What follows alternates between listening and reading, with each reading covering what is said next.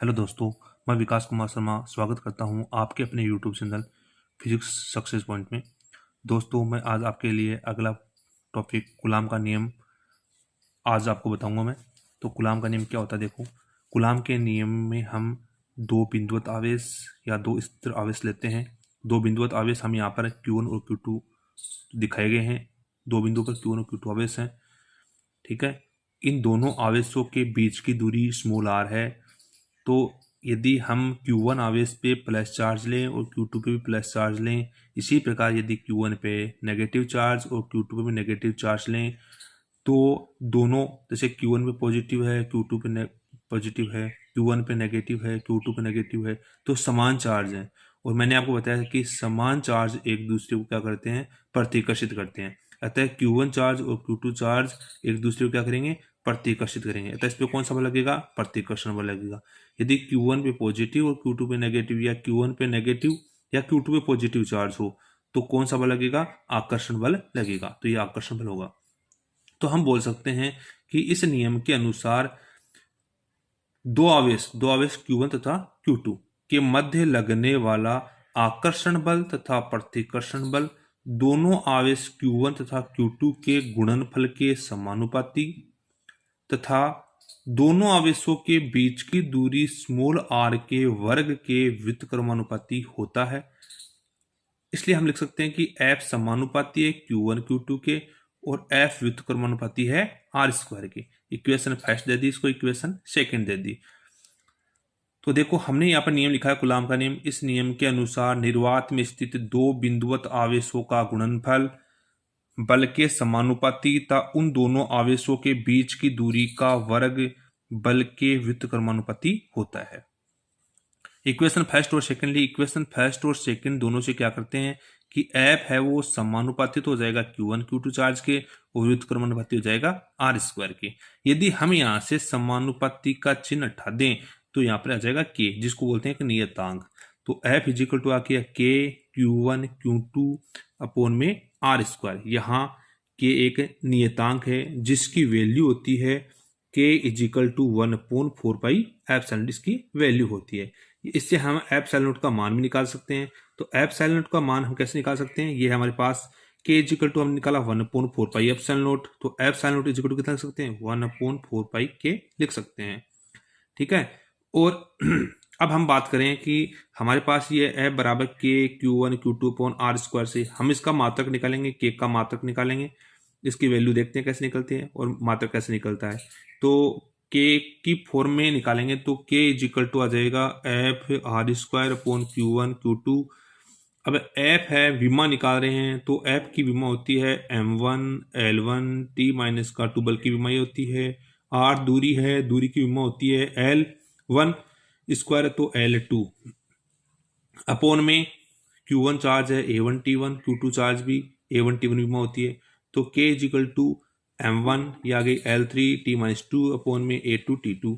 तो K की विमा कितनी आ गई? M1 L3 ये आ गया T माइनस का 4, T2 पर जाने पर कितना हो गया? माइनस का 4 हो गया, A माइनस का 2। अब हमने यहाँ से K की वैल्यू निकालने, K इजिकल टू 1 अपॉन कितना होता है? 4 पाई एप्सिलॉन नॉट होता है। एप्सिलॉन नॉट की वैल्यू निकाले तो 1 अपॉन 4 पाई की होता है। तो K इजिकल टू हमने पढ़ा है F r स्क्वायर अपॉन में कितना पढ़ा है? Q1 Q2 पढ़ा है। तो F का मात्रक क्या होता है? बल का मात्रक न्यूटन होता है। R क्या होता है? मीटर, मीटर की स्क्वायर हो गया, स्क्वायर का अपॉन में कितना हो गया? Coulomb square. तो K का मात्रक कितना आ गया? Newton into metre square upon coulomb square. यदि हम एप्सिलॉन नॉट के मात्रक की बात करें तो एप्सिलॉन नॉट का मात्रक क्या हो जाएगा? इसका अपोजिट उल्टा हो जाएगा, तो हो जाएगा coulomb square upon newton into metre square. अब यहाँ एप्सिलॉन नॉट क्या है? एप्सिलॉन नॉट निर्वात की विद्युतशीलता है। ओके की वैल्यू होती है 9 गुणा 10 की घात 9 newton into metre square upon coulomb square. ये हमने मात्रक निकाला था और ये हमने विमा निकाली थी इसकी। अब है कूलाम नियम का सदिश निरूपण। अगला टॉपिक है कूलाम नियम का सदिश निरूपण। कूलाम नियम के सदिश निरूपण में सबसे पहले हम एक 3 डायमेंशनल लेते हैं जिसको बोलते हैं त्रिविमीय निर्देश तंत्र। त्रिविमीय निर्देश तंत्र को हम निर्वात में लेते हैं। किस में लेते हैं? निर्वात में। तो निर्वात में सबसे पहले हम दो बिंदुवत आवेश लेते हैं Q1 और Q2, ठीक है। अब मूल बिंदु O है, इस मूल बिंदु O के सापेक्ष Q1 का स्थिति सदिश R1 सदिश लेते हैं और Q2 का स्थिति सदिश लेते हैं R2 सदिश। अब ये हमारे पास Q1 चार्ज है, ये Q2 चार्ज है, तो Q1 के सापेक्ष Q2 का स्थिति सदिश कितना आ जाएगा, R21 सदिश, इसको लिख देंगे R2 सदिश माइनस का R1 सदिश।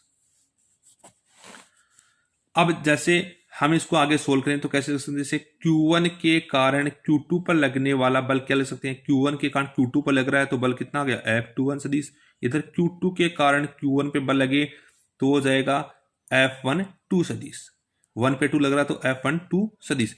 स्थिति सदिश इसका तो आ जाएगा R21 सदिश, इसका आ जाएगा R12 सदिश। जैसे लिखते हैं, माना निर्वात में दो बिंदुवत आवेश Q1 व Q2 हैं जिनके मूल बिंदु O के सापेक्ष स्थिति सदिश क्रमशः मैंने बता दिया R1 सदिश R2 सदिश हैं। आवेश Q1 का Q2 के सापेक्ष स्थिति सदिश R21 सदिश है और R21 सदिश को हम क्या लिख सकते हैं, R2 सदिश माइनस का R1 सदिश। इक्वेशन इसको दे दिया फर्स्ट। निर्वात में कूलाम के नियम से दोनों आवेशों के मध्य बल निम्न प्राप्त होता है। आवेश Q1 का Q2 के सापेक्ष बल, तो F21 सदिश बताया मैंने कि Q1 का Q2 के सापेक्ष बल कितना होता है, F21 सदिश इज इक्वल टू कूलाम का नियम होता है K Q1 Q2 upon R square, तो यहाँ गया K Q1 Q2 upon R square की जगह कितना आ गया, इस पे स्थिति सदिश कितना लगा था, R21 सदिश लगा था। Q1 के कारण Q2 का सदिश कितना बताया था, R21 सदिश बताया था, तो R21 सदिश की होल स्क्वायर। यदि इसको सोल्व करेंगे तो F21 सदिश is equal to K Q1 Q2 upon R21 को हम लिख सकते हैं R2 सदिश माइनस R1 सदिश की होल स्क्वायर। तो हमने इसको लिख दिया F21 सदिश is equal to K Q1 Q2 upon R2 minus R1 सदिश की होल स्क्वायर, इक्वेशन 2। इसी प्रकार Q2 आवेश के कारण Q1 पे बल, तो मैंने बताया था F12 सदिश, F12 सदिश इज इक्वल टू कितना होता है, K Q1 Q2 upon R12 की होल स्क्वायर, और F12 सदिश को लिख सकते हैं K Q1 Q2, R12 सदिश को लिख सकते हैं R1 सदिश माइनस R2 सदिश की होल स्क्वायर, इक्वेशन 3। समीकरण 2 और समीकरण 3 से हम ज्ञात कर सकते हैं कि F12 सदिश है वो बराबर है माइनस का F21 सदिश के, क्योंकि यहाँ पर तो हमारे पास है R2 सदिश माइनस R1 सदिश और यहाँ पर है R1 माइनस R2 सदिश, दोनों को स्थानांतरण करेंगे तो यहाँ पर आ जाएगा माइनस का F21 सदिश, तो F12 सदिश इज इक्वल टू माइनस का F21 सदिश, इक्वेशन 4। समीकरण 4 से यह स्पष्ट होता है कि कूलाम का नियम, ये कूलाम का नियम है, कूलाम का नियम न्यूटन के क्रिया प्रतिक्रिया नियम की पालना करता है, क्योंकि न्यूटन का क्रिया प्रतिक्रिया नियम क्या होता है कि प्रत्येक क्रिया के समान परंतु विपरीत दिशा में प्रतिक्रिया होती है। तो समीकरण 4 से यह स्पष्ट है कि कूलाम का नियम क्रिया प्रतिक्रिया नियम का पालन करता है। इसको हम लिख सकते हैं F सदिश is equal to 1/4 epsilon naught Q1 Q2 upon में R12 की होल स्क्वायर R12 के। तो कूलाम के नियम के तथ्य क्या हो गए, कूलाम का नियम न्यूटन के क्रिया प्रतिक्रिया नियम की अनुपालना करता है, फर्स्ट बात। सेकंड बात है कूलाम के नियम में स्थिर या बिंदुवत आवेश होना चाहिए। नंबर 3 बात, कूलाम का नियम हमेशा निर्वात या हवा में ही लागू होता है। तो कूलाम के नियम के तथ्य देखो, तीनों तथ्य हैं। यह नियम गति के तीसरे नियम का पालन करता है। इस नियम के अनुसार आवेश बिंदुवत व स्थिर होना चाहिए। यह नियम सदैव निर्वात या हवा में लागू होता है। अब हम अगला टॉपिक पढ़ेंगे, आपेक्षिक विद्युतशीलता या प्रावैद्युतांक। आपेक्षिक विद्युतशीलता या प्रावैद्युतांक, माना निर्वात में दो आवेश हमने लिए थे Q1 और Q2, चित्रानुसार लिए थे दो आवेश Q1 और Q2, जिनके मध्य की दूरी हमने ली थी R सदिश, R लिए। कूलाम नियम से निम्न बल प्राप्त होता है। हमने लिया था कूलाम का नियम क्या होता है, F is equal to 1/4 epsilon naught Q1 Q2 upon R square, equation दे दिया इसको फर्स्ट।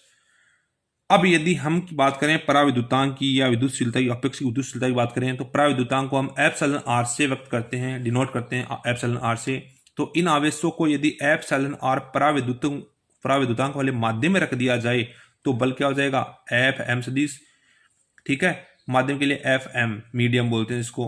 तो 1/4 एप्सिलॉन R यह आ गया हमारे पास into Q1 Q2 upon R square, समीकरण 2 गया। समीकरण 1 और 2 से हम क्या लिख सकते हैं, epsilon R is equal to कितना होता है, समीकरण 1 में समीकरण 2 का भाग देंगे तो हमारे पास आ जाएगा F अपॉन में Fm, इसको दे देंगे इक्वेशन 3। समीकरण 1 में समीकरण 2 का भाग देने पे क्या आएगा, epsilon R is equal to F upon में Fm, समीकरण नंबर 3। तो समीकरण 3 क्या कहता है कि निर्वात में बल क्या है, F है, और किसी माध्यम में बल के अनुपात, किसी माध्यम बल क्या है, Fm, ये क्या है, पराविद्युतांक माध्यम में बल है, पराविद्युतांक माध्यम में बल। तो समीकरण 3 से स्पष्ट है कि निर्वात में बल तो क्या हो गया, कूलाम का बल, और किसी माध्यम में बल हो गया पराविद्युतांक का बल, के अनुपात को आपेक्षिक विद्युतशीलता या पराविद्युतांक कहते हैं। अब बात करते हैं इसके नोट पॉइंट की। तो पराविद्युतांक है वो मात्रकहीन व विमाहीन राशि होती है, जबकि विद्युतशीलता एप्सिलॉन नॉट का क्या होता है, मात्रक होता है। वो हमने निकाला था एप्सिलॉन को मात्रक coulomb square upon newton into metre square. विमा हमने के की विमा निकाली थी, m1 L3 T-4 A-2। तो एप्सिलॉन नॉट क्या था, epsilon naught is equal to हमने पढ़ा था 1/4 पाई के, तो उसका जस्ट अपॉन उल्टा है, m-1 L-3 T-4 A-2 होता है। अब हम बात करें पराविद्युतांक के मान की। तो पराविद्युतांक का मान अलग अलग पदार्थों के लिए अलग अलग होता है। निर्वात के लिए पराविद्युतांक का मान होता है 1, हवा के लिए पराविद्युतांक का मान होता है 1.008। धन्यवाद दोस्तों। यदि आपको हमारा वीडियो पसंद आए तो वीडियो को लाइक कीजिए, शेयर कीजिए, कमेंट कीजिए और बेल आइकन के बटन को प्रेस कीजिए।